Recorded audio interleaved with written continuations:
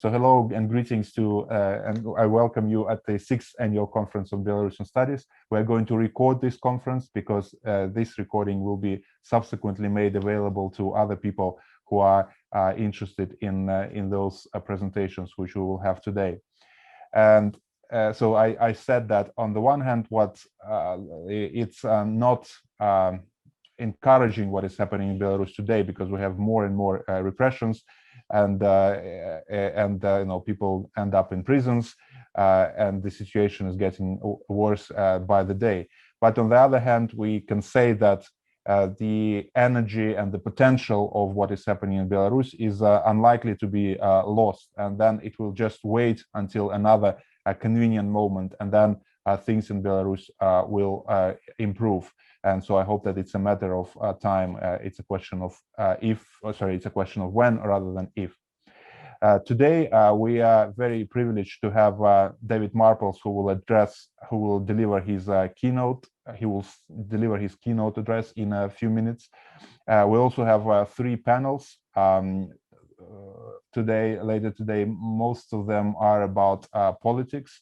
Tomorrow we have 2 more panels dealing with history, society, and culture.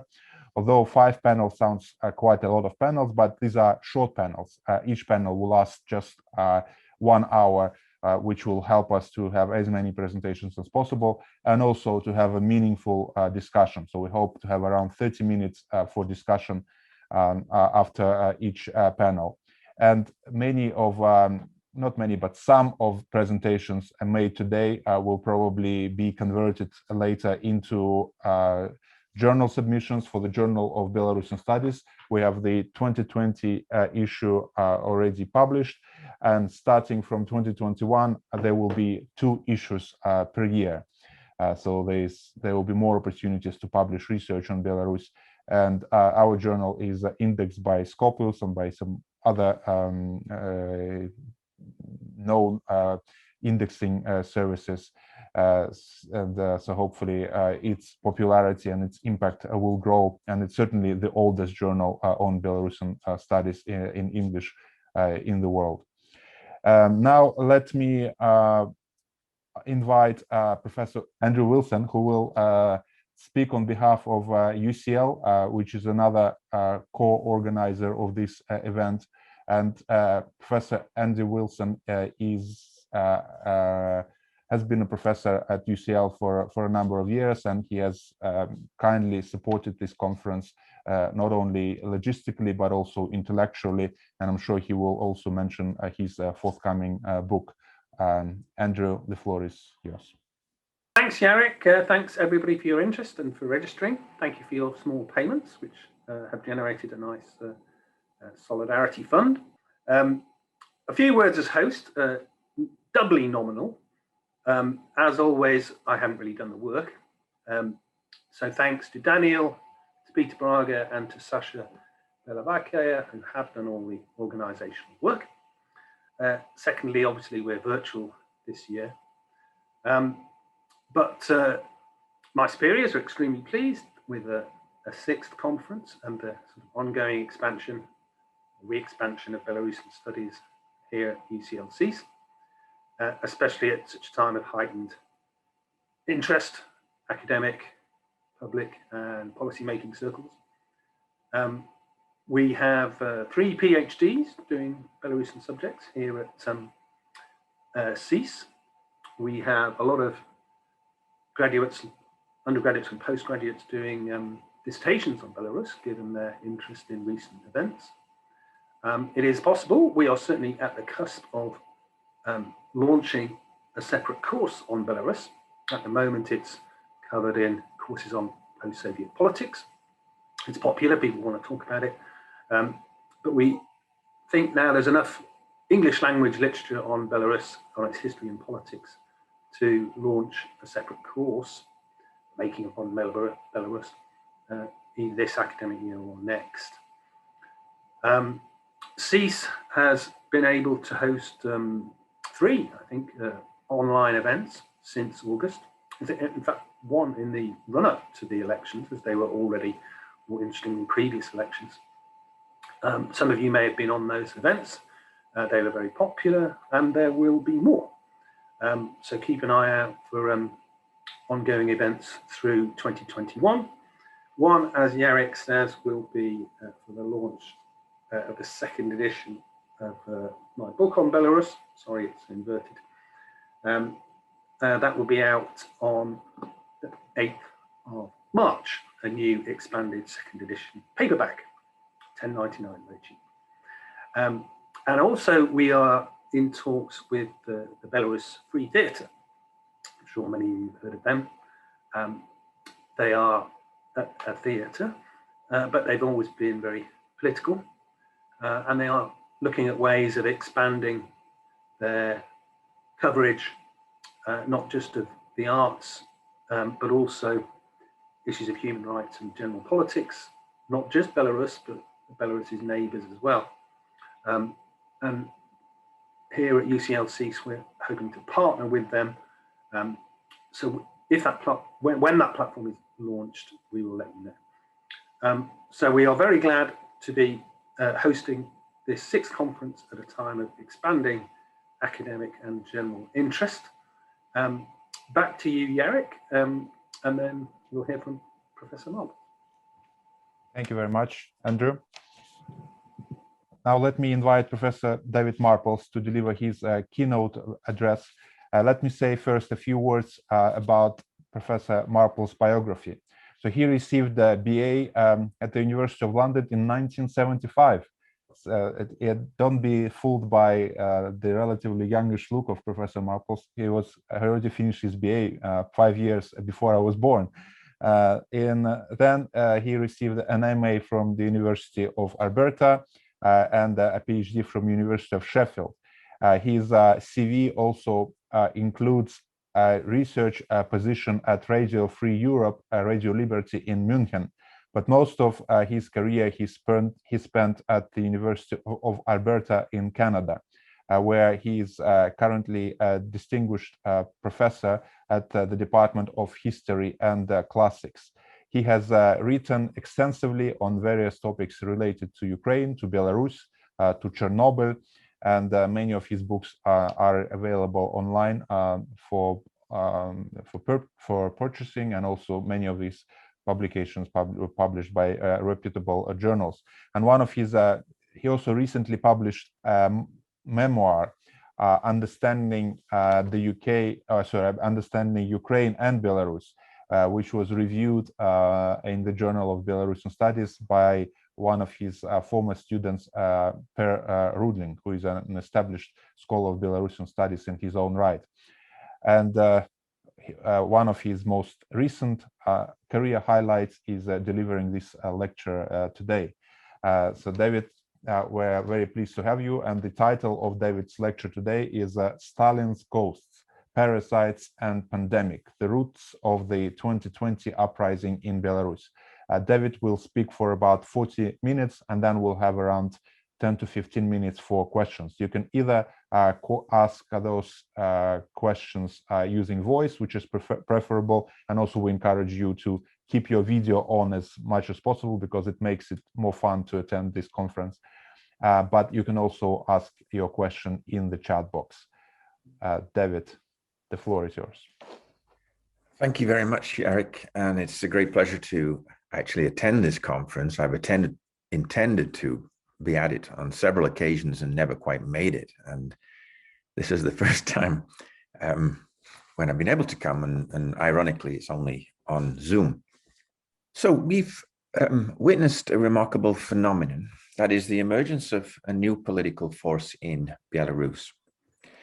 And despite the arrests of thousands of people, including 2 of the main opposition candidates in the August 2020 elections, and despite provocations, the authorities were unable to stem the wave of popular enthusiasm for the self-styled campaign of the 3 fighting women: the candidate Sviatlana Tsikhanouskaya, the spouse of Bart candidate Valery Sepkala Veronica, and the campaign manager for the imprisoned Viktor Babarika, Maria Kolesnikava.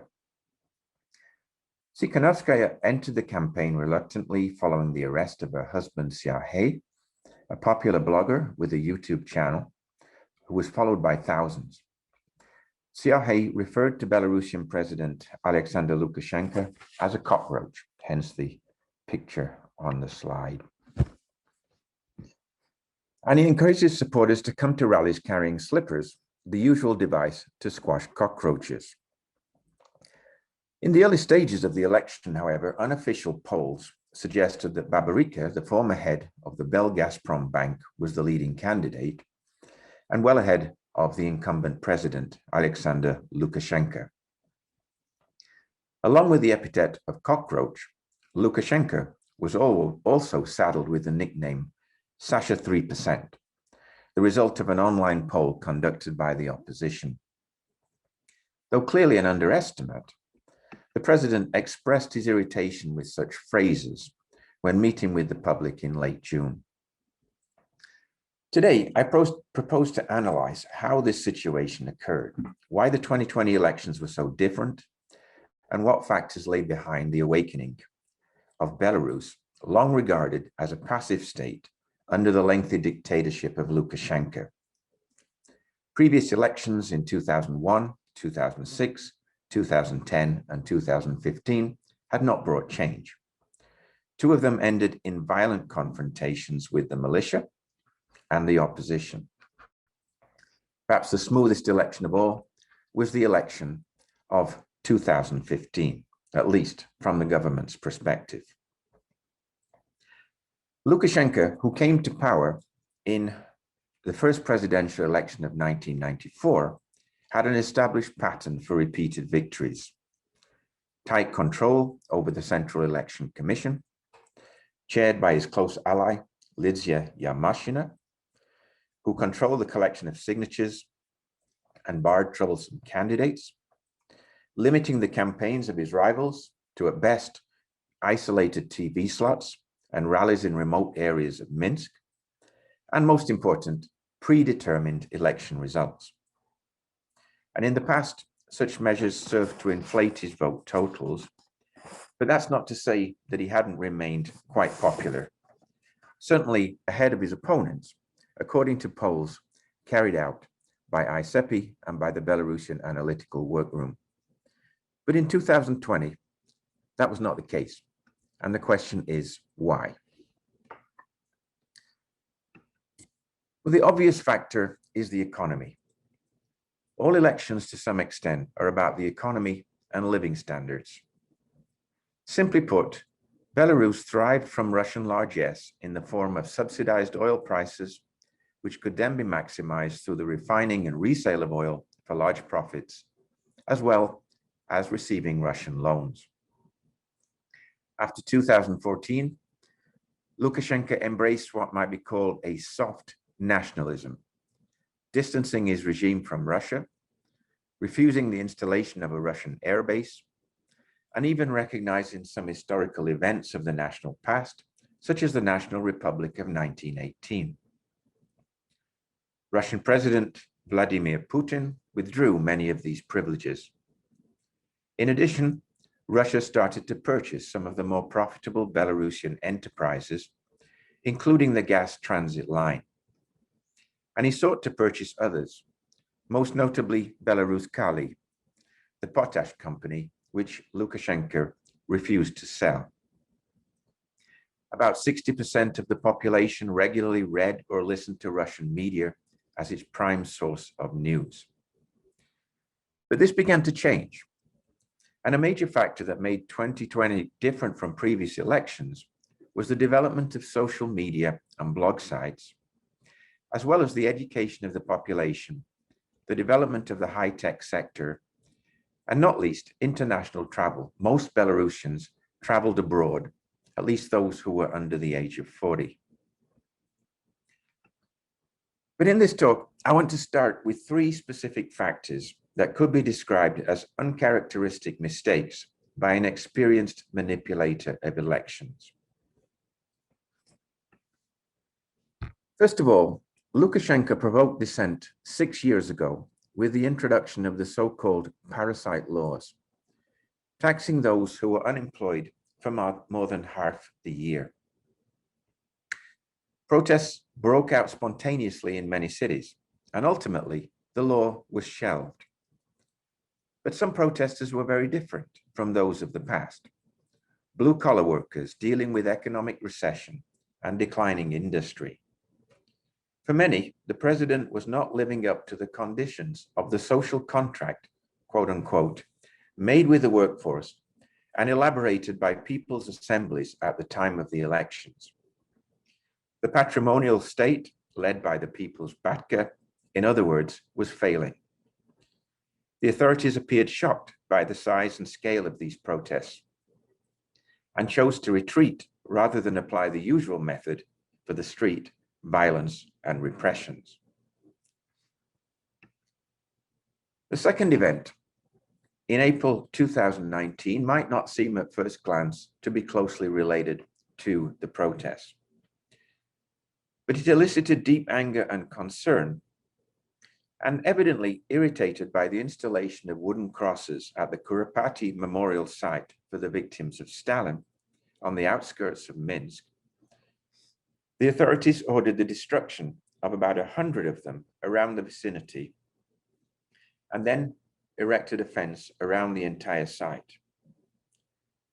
The actions at Kuropatki have a lengthy history that cannot be recounted here, but suffice it to say the following. Lukashenko's Belarus has founded its national identity on the myths of the Great Patriotic War, and I use that word myths carefully. The heroic deeds of the partisans and the underground, pilots, many female, who challenged the German Luftwaffe, and those who fought in the battles for Belarus, such as Operation Belarusian or the defense of the Brest Hero Fortress. It has chosen, on the other hand, not to recognize the mass executions of the 1930s, when the NKVD executed perceived enemies in the same guise of those elsewhere in the Soviet Union, so-called Trotskyites, Zinovyites, spies working for Poland, Germany, or Japan, saboteurs of industry, etc. But most of all, Belarusian cultural and national leaders. Kuropatki symbolizes these repressions, which also targeted common farmers, so-called kulaks, and other ethnic groups such as Poles and Latvians, as well as the Republican Communist Party leadership. In recent times, since 2012, mass graves in Belarus have been uncovered close to all the major cities that were part of the country prior to the annexation of Western Belarus in September 1939. The defense of Kuropatki has a lengthy history starting in 1988 that has been chronicled by Hannah Sue, above all, of Radio Free Europe. In November 2018, the authorities attempted to end the gatherings at the site by establishing a monument on Golgotha Hill alongside the main crosses in the forest, and featuring in Soviet style a large bell. Lukashenko didn't attend the official ceremony, nor did a single member of his government. But he commented that people should not be trampling on dead bones, no matter who those bones might belong to. A further concession on Kuropatki was the holding of a debate by the editors of the presidential newspaper Belarus Savodnia, formerly, of course, Sovietskaya Belarusia, and including historians V.I. Adamushka and Ihar Kuznetsov, as well as representatives from the KGB, and presided over by the newspaper's editor-in-chief, Pavel Yakubovich. The conclusions of this panel, however, were fairly ritualistic, that there was no systematic targeting of Belarusians or others, and that there was no ethnic targeting whatsoever, and that future research should be placed in the hands of the KGB, something that was suggested by Kuznetsov. In other words, allow the executioner to decide who's guilty and who were targeted victims. And that was not enough. Kuropatki is an emotional subject, the uncovering of which has taken over 30 years, and several government inquiries since Jan Pazniak detailed the mass graves in his famous article of June 1988 with Yachen Shmihalyov in Literatura i Mistectva. The bulldozing of the crosses formed a fitting sequel to the establishment of the restaurant Let's Go, Let's Eat at the memorial entrance site by two businessmen. It signaled an indifference to the regard for human suffering of the past. And that is not to say that the Lukashenko administration is necessarily blind to such suffering. It has taken a much more active role in remembering the Holocaust, for example, as the two memorials at Trastyanets, erected in 2015 and 2018, demonstrate. Their installation, however, especially the elaborate one at the main site of the executions, has been largely funded by foreign organizations, particularly from Germany and Austria, as well as the families of the Jews who died there. So the destruction at Karapati and the fencing off of the forest was the second major blunder of Lukashenko. But it was the third event that provoked the most anger. The president's dismissal of COVID-19 as a psychosis and his refusal to take measures to protect the population. Mockingly, he suggested people should take saunas, go to the countryside, drive tractors, and drink vodka. In response, cities and towns started to adopt their own measures, including in Minsk, while neighborhoods adopted self-help functions almost spontaneously. People, in other words, started to help each other. By the end of April 2020, neighborhoods had collected about $2,000 to help Belarusian doctors. Almost 70,000 residents of Belarus had contracted the virus by the summer of 2020, and the death toll of 550 was suspiciously low. For example, the toll in Sweden, which had a similar number of positive cases at that time, was 10 times higher. The two are comparable because the population size is similar, and like Belarus initially, Sweden did not embrace a lockdown as part of the policy to acquire herd immunity. This situation was then compounded by allowing a number of events to take place in open air. One was the start of the Belarusian Soccer League, without even minimal protective measures in place. At the time it started, it was the only, I guess you say football in England, yeah, it was only football being played in the entire continent of Europe was in Belarus. In addition was the Victory Parade on May the 9th of 1920, which to some brought back memories of the famous May Day parade after the Chernobyl disaster. Added to the above events has been the gradual erosion of the president's popularity, induced by falling living standards as a result of Russia's curtailment of oil and gas at subsidized prices that I mentioned earlier. Belarus is not only in economic turmoil, but the president seems incapable of doing anything about it. He is reluctant to privatize companies, and he dismissed a fairly progressive cabinet on the eve of the elections. During his campaign, he's turned on private banks with links to Russia. The impressive IT development at High Tech Park is now linked to his electoral opponent, Sapkala, who took his two children and fled to Russia, believing he was about to be arrested. Today, he and his wife, Veronica, one of the three original fighting women, are living in Riga. Still, going back to the elections, the scene was set for an inevitable Lukashenko victory with the detention of major electoral opponents and the restriction of real opposition to the political neophyte, Tsikhanovskaya.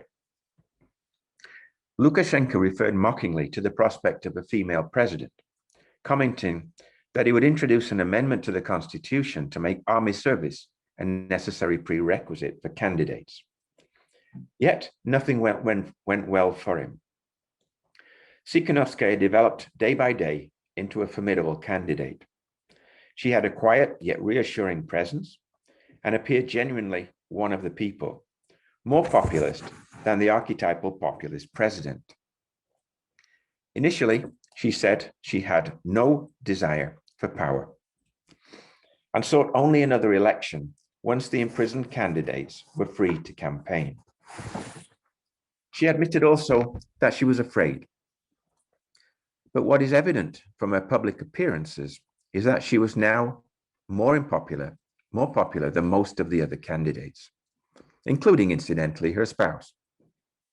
She may have lacked the appeal, finances, and the campaign organization of Babarika, but she proved a bona fide alternative, especially once all three campaigns united. And these campaigns attracted increasing numbers. The culmination point was the rally in Minsk on July the 30th, which was a legal one. And facing over 60,000 in the crowd, dressed in a simple blouse and blue jeans, Svetlana simply shrugged off the allegation of terrorism that had been linked to her husband. The theme song of the rallies was Estase, or Wolves, or Steni. And this had been written in 1968 by Catalan composer Luis Llach in opposition to the Spanish dictatorship of Francisco Franco, which incidentally lasted until 1975. The song had also been a familiar theme at the Solidarność movement in Poland in the 1980s, an analogy that I think is worthy of comparison with the opposition campaign in Belarus. Victor Soy's Permen, or Changes, was another constant theme. Among the flags initially was both the opposition white, red, white, and the official green and red. Tsikhanouskaya spoke some Belarusian, but mostly delivered her speeches in Russian. And in short, backed by her two female friends, she addressed herself to the widest possible audience. On July the 31st, she held a final rally of the week in the city of Lida, the site of a Russian aviation base. Though not on the scale of the Minsk rally, it was equally impressive. On YouTube, she issued a challenge to Lukashenko for a one-on-one debate, which had little chance of being taken up. But under the circumstances of these rallies and the mass support, it proved equally hard for Lukashenko to maintain on August the 9th that he received legitimately 80% of the vote. As the weeks of violence and repression followed, and Tsikhanouskaya was forced to leave the country, the protests continued to be powerful for several weeks and even months. So the question remains, how strong is Lukashenko really? Can the awakening of Belarus lead to a change of regime? So I'll spend the remaining time I have discussing this question and the debates that have been engendered. So the official election results, and to repeat, Lukashenko over 80%, Tsikhanouskaya just under 10%, incensed the voters. The sociologist Andrei Vardomatsky explained them as follows, and I quote now. Many in focus groups say that they would calmly accept Lukashenko's victory with 60% of the vote. They also note that there would not have been such protests if it were not for the brutality and cruelty of the dispersal of civilians. The dividing line between supporters of the regime and those who want change is in the desire of supporters of change to participate in decision-making. End of quote. The post-election protests exceeded in size anything seen during the 26 years of the Lukashenko presidency. At their peak, there were about 250,000 people in the streets of Minsk. That is about 1/6 of the entire population. And they were notable for several factors. The preponderance of the banned white, red, white flag and Pahonia symbols, the activity of women, and the protests of pensioners. For a time, it also appeared that the country might start a general strike.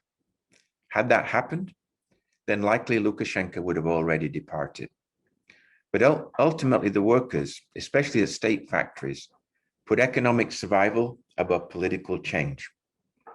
I'm in no position myself to judge them for doing that.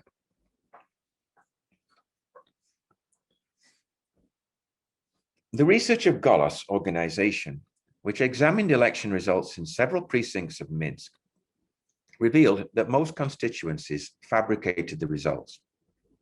And that shouldn't surprise us.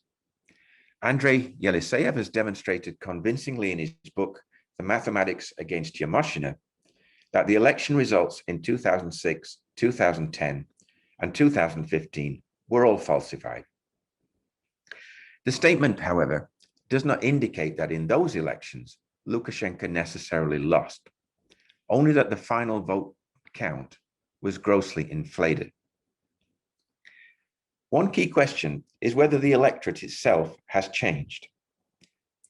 Over 3 decades, one of the most respected opinions has been that of the exiled Oleg Manaev, whose organization was terminated by the government in 2016, and who now resides in Tennessee, USA.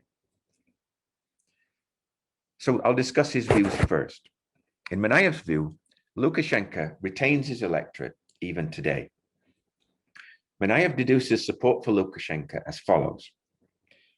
There are about 2.5 million pensioners in the country and 1 million state employees, and 40% of the population lives in villages and small towns. Of the 7 million voters in Belarus, therefore, about 2 million live in what Manaev terms deep Belarus. And in the past, they've been active participants in elections. Adding several thousand, quote, state people and a large portion of state employees, he concludes that about 3 million people in Belarus still support Lukashenko, or about 43%. And he comments, and I quote again, Lukashenko's Belarus didn't disappear anywhere. Manaev accepts the statistics of the Central Election Commission that Minsk accounted for 16.6% of voters, but 34% of those included in the study by Golos. And he sees the hinterland as a place where the opposition to the incumbent president was more modest. I've known Manaev a long time. In fact, the very first time I went to Minsk, I met Manaev when he was already collecting surveys. But with all due respect, I find his reasoning questionable. The urban population, when Lukashenko first became president in 1994, was about 68%. But today, it's almost 80%. Thus, there's been a significant rise in urban voters, particularly those under 25, who were most likely to migrate to the capital city. And there are several studies that have shown that most of the migration in Minsk was to the capital city. And Manaev acknowledges that voters in Minsk are the least likely to have supported Lukashenko. But there's also little indication that the hinterland was less enthusiastic in embracing the campaign of the fighting women. If one looks at gatherings per head of population, then those in cities such as Hrodno and Borisov were equally impressive. So if there's still a deep state in Belarus, all I can say is that it's a deeply corroded one. Another analyst, Riho Astapenia, notes that opposition to the regime, in its new form of social media savvy young people, has been able to serve as an alternative source of information to the population. Thus, between August and November 2020, over 1,000 Telegram chat rooms were created. They organized things like medical help, social services, and then in turn, after the election, communication about the strongholds and location of the riot police. The white-red flag and Pahonia in some cities and certain demographics, such as men, had become more popular than the state flag. And back in 1995, that state flag had received, reportedly, 75% of votes in a referendum. In Astapenia's view, the ideology propagated by the Lukashenko regime is in decline. But even the traditionally positive attitudes towards Russia are also declining, as far as Vladimir Putin's support for for Lukashenko appears firm. And the Russian president refuses to speak to the opposition, to Tsikhanovskaya, or any other member of the coordinating council. A survey conducted by Chatham House under the leadership of Astapenia is a better reflection of how Belarusians currently view the political situation, though the number of respondents was relatively small at 926.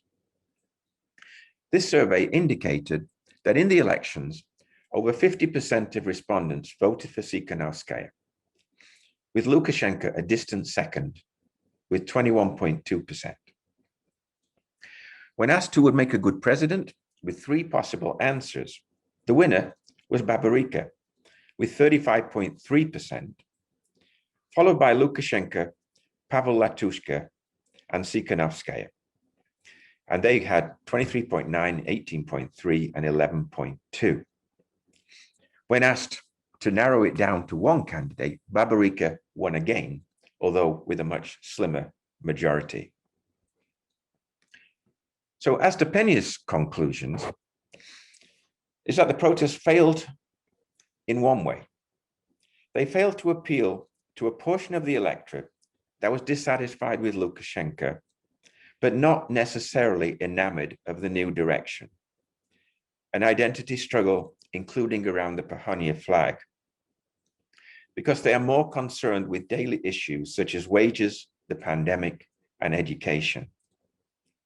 And one might add to that the need to appeal to the workforce to convince them that a change of regime would not bring economic disaster.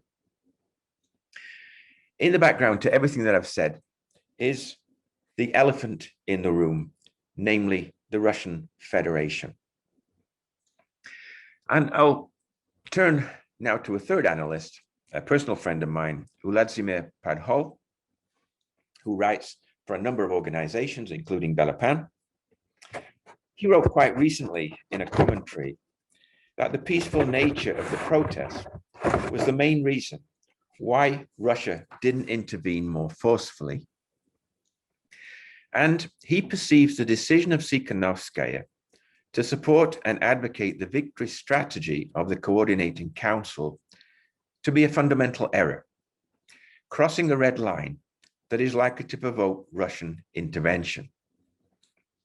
I don't necessarily agree with that statement, but I agree with a follow-up statement that Tsikhanovskaya has been so effective and gathered support among European leaders for democratic change in Belarus because, quote, she is the moral victor in the battle with the Belarusian dictator and its Kremlin bodyguard.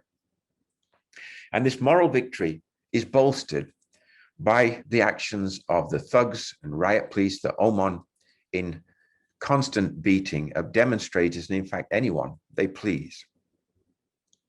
But herein lies the dilemma for the Belarusian awakening, in my view. Its peacefulness is its strength, but it's also its limitation. Its lack of clarity can be perceived as a weapon in some ways. Lukashenko's strengths, aside from the loyalty of his security forces and his cabinet ministers, among whom Vladimir Maki must stand out for his notoriety, and they lie in traditional methods and solutions. Constitutional change. And a constitutional change he wants that leaves him at the helm indefinitely and with the backing of Russia. And that is why I think any change, such as this nonsense being put forward by the All Belarusian Popular Assembly, that introduces constitutional change before the departure of Lukashenko, is destined to fail. And if I could be so bold as to suggest a way forward, then it's through adding these dissatisfied urban masses. The Chatham House survey sees, for example, 37% of the population is active in the protests. 45% is dissatisfied with the regime, but not taking part in the protests. It's a simple thing. If you add those two together, you have a consensus of more than 80% of the population, but you don't have it right now. There are other questions that I've not broached here, which are fairly obvious ones, and I'm sure this conference will discuss them in some detail. In fact, I know it will. One is the support of the European Union and a pro-European direction. And the other is the response of the new Biden administration in the United States. The Europeans have been divided in the past on policy and sanctions toward Belarus. And some have seen Belarus as a kind of barrier between the European Union and a pugnacious Russia. But if that's the case, the illusions by now ought to have dropped. Belarus is never going to be a democracy as long as Lukashenko is in power. The initial steps of the United States have been encouraging, but it's too early to reach any conclusions about the change of policy from the Trump leadership. If Belarus must change without significant outside help, it can only do so through a viable economic strategy and an alliance with the workforce. And it is this area in which Lukashenko is at his weakest, since his strategy of reliance on Russia has clearly failed. So in conclusion, Lukashenko can retain power for a short time with continuing support from the security forces and with violence and repression. But Belarusian society has changed. The social contract, quote unquote, has been destroyed, and his image has been irrevocably tarnished by the brutality with which he's treated his own people and his failure to attend to their needs during a world pandemic. There can be few illusions left after almost 27 years. But the examples of Syria, sorry, I was a little late putting that one up. As the examples of Syria and Central Asia show, unpopular dictators can remain in power if their armed units remain loyal and as long as their economies do not collapse. We've seen that happen in several cases, and it's one reason why Lukashenko is still there today. So with that, I will stop and thank you and ask for questions. Thank you very much, David, for your presentation, which puts things into the broader context of Belarusian national identity, politics, culture, history. And I would like to invite the participants to ask their questions. I have a question myself while others are thinking. Andrei Yeliseyev, whom you already mentioned, in one of his Facebook posts mentioned that probably Lukashenko wouldn't mind being a Belarusian Kadyrov. So essentially everything inside Belarus would be up to him. But when it comes to external relations, foreign policy, defense, he probably wouldn't mind delegating it to Russia to a significant extent, as long as Russia supports him militarily and economically. What's your view on this scenario? Yeah, I think he's made major concessions now to Russia that he wouldn't have made in the past. In other words, he's committed himself to this alliance with Russia, with that he seemingly eluded, avoided, acted rather awkwardly too over the past 5 years or so. You know, since Lukashenko opened up Belarus with the opening of the borders, the visa-free regime, which I think started around 2016, 17. I think it was 17 when it was first in place. There's been a rather harsh response from Russia to these policies. And at the beginning of the elections, we remember, he arrested the Wagner group, which was in transit to somewhere, probably Syria or Central Africa, and was staying in Belarus overnight before taking a flight out. And they were all arrested, and Russian forces, in other words, were accused of terrorist acts in Belarus. That has changed now. That situation has completely changed. And Lukashenko has put himself in the hands of Russia. And that's a significant concession to Russia. It shows his weakness. And I think it would be a disaster for Russian foreign policy to be the defining force of what is happening in Belarus. Ironically, what has kept Lukashenko in power for so long, in part, has been this kind of multi-vector foreign policy where he's jumped one way and then he's jumped the other way, and it's been impossible to predict what he's been doing. And that seems to have ended now. So Lukashenko clearly is not an active player, and he's not an active player either in domestic or foreign policy, in my opinion, because he has nothing to offer in domestic policy either. Thank you, David. If you would like to ask a question, please just unmute yourself, because I cannot see everyone on the screen. There are almost 50 people. Just unmute yourself and speak.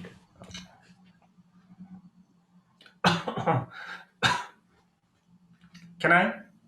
Yes, please. Okay. Just Dmitry Korenko from Minsk.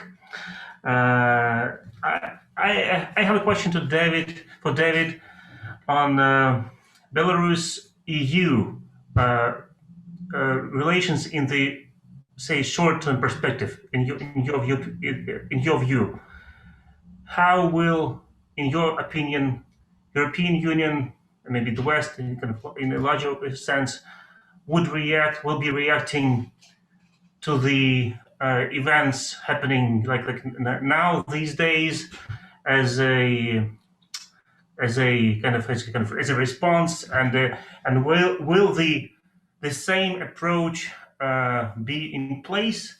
That is, like, more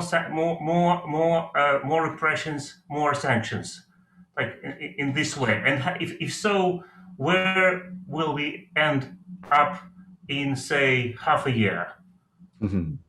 So let's pick up, David, if you don't mind, let's pick up two more questions. I can see that Zoom arranged people in the order. So Andrew and then Vitaly, please ask your questions, and then we'll let David respond.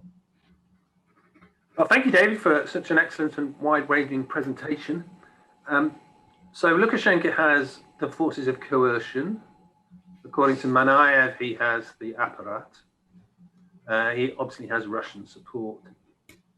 Do you think he's capable of another ideological redefinition? He's made many of them over the years. As you say, rather instrumentally, he was supporting soft Belarusianization between 2014 and 2020. So where does he go now? Is he capable of another ideological shift? Thank you, Andrew. And Vitaly? Thank you. First, quick comment from deep Belarus.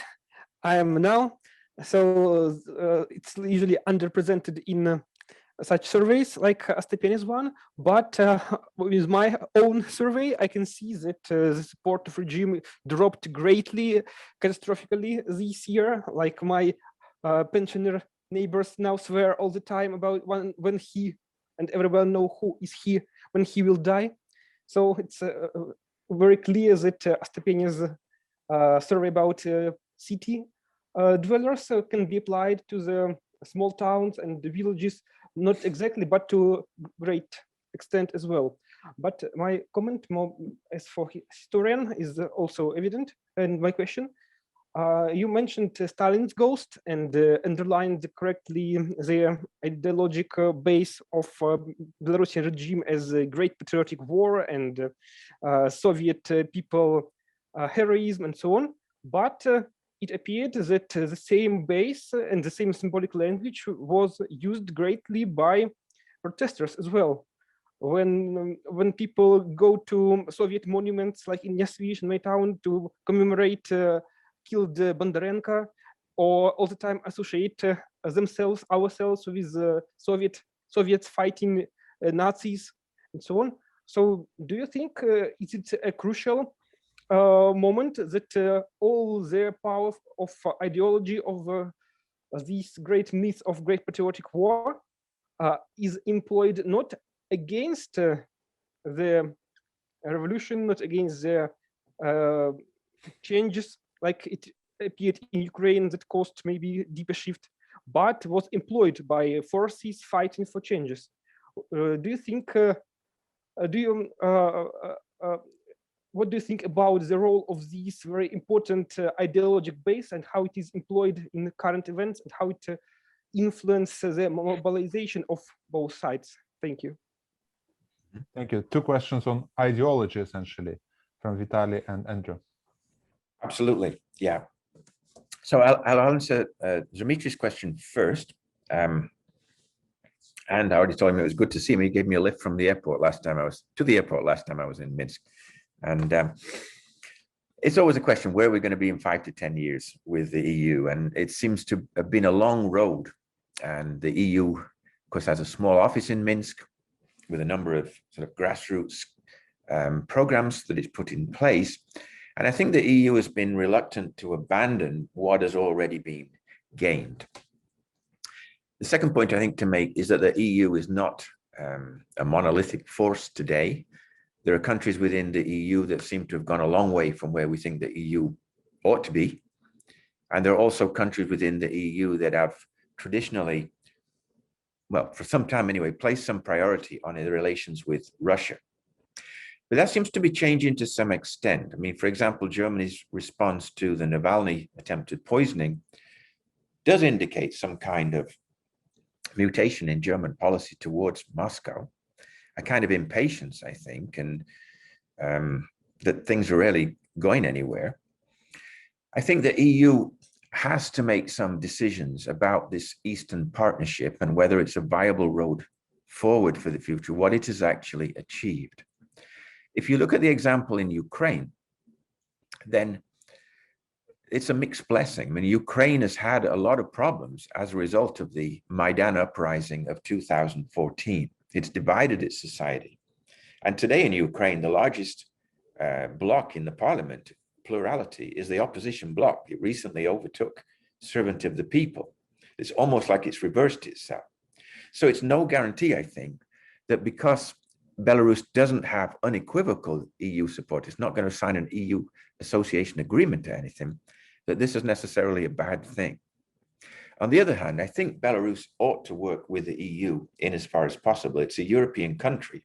It's right in the center of Europe. The ideal thing would be if Russia worked with the EU as well. And if there was some more formal relationship of those two, and if that could be achieved, if there was some, let's say, olive branch of both sides, I think Sergei Lavrov would have to go before it happened, but that would help somewhat. But what you've got in Russia right now is a hardline authoritarian regime that's adopting the same kind of policies as Belarus. And I think that is going to be a problem. So in 5 to 10 years, I'm not convinced that the EU will be a closer partner than it is today. I hope it will be. But it's a very, very cautious organization. You've got to have the united opinion of 27 different countries, and that's extremely hard to achieve. And it's not a good answer to your question, but it's definitely the hardest one to predict. As to ideological redefinition of Lukashenko, well, in theory, yes, of course, he could do this. He's a political chameleon in many ways. I noticed some photographs being distributed on the social media now of Lukashenko at one of the Belarusian Popular Front meetings back in 1988 or 89. He's sitting behind Pasniak listening to his speech. And I've also heard him associated with the Social Democrats in that same period too. He can change. But I do wonder, quite honestly, about his mental state. Some of the actions I saw him take once the protests started, when he landed with the helicopter and came out with the rifle, and he looked completely unbalanced. And again, when he was talking to the workers and they started booing him, and he had no idea how to respond to that because it had never happened before. And you can only do it so often. I mean, he's been in power a long time. And what could he now transform into? He can't come out as pro-Europe. He cannot really convince Russia anymore that he's going to be a popular candidate in Belarus. He's going to have the views and support of the entire population, or that he's necessarily going to be around very long. So I think his options are much more limited as to what he can do now. He certainly can't pretend to be a Democrat.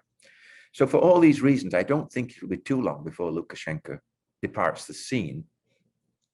The question is how to do it. And I'm sure he's looking at places like Libya and seeing what happened to Gaddafi and thinking this could be me, you know, mutilated in the street after being hit by a NATO-fired missile. And his departure, I'm sure, has been on his mind for some time. Vitali's comments also, yes, they're very good comments, because obviously the World War II, the Great Patriotic War, was used by the protesters who in some ways took advantage, but actually, of course, have the same kind of memories as well. And I wasn't meaning to imply that these memories don't apply, or post memories, I guess they are now, because we're talking about great-grandfathers rather than immediate relatives. What I was suggesting was that there's more to Belarusian past than just World War II, and that we should add the Stalinist past as well to get a more clear picture. That's the point I was making, was that you're covering up a very important part of the past in order to emphasize the other one. And that if you're going to establish Belarusian national identity, it's got to be broader. The protesters were very sophisticated in many ways in some of the resources they used, and I thought that one in particular was extremely good. And this obviously is part of identity. So, I mean, and how do you respond to this if you're the authorities, right? Because you're using the same kind of rhetoric, the same kind of narratives that they are using. The difficulty, of course, was that the riot police never sort of all gave up and joined the protesters. That would have been the defining moment, you know, where you could really bring about a change. And it didn't happen. They stayed loyal, which is not the question you asked, but I think it's a related question, because why do they stay loyal? Why do they beat people, right? Why do you actually beat your own people? And I think it's a combination of survival, economic survival, and outright fear. And you could see the fear when the mask got taken off. They immediately ran away. They don't want to be identified. But as for the, you know, national past, I completely agree with what you said.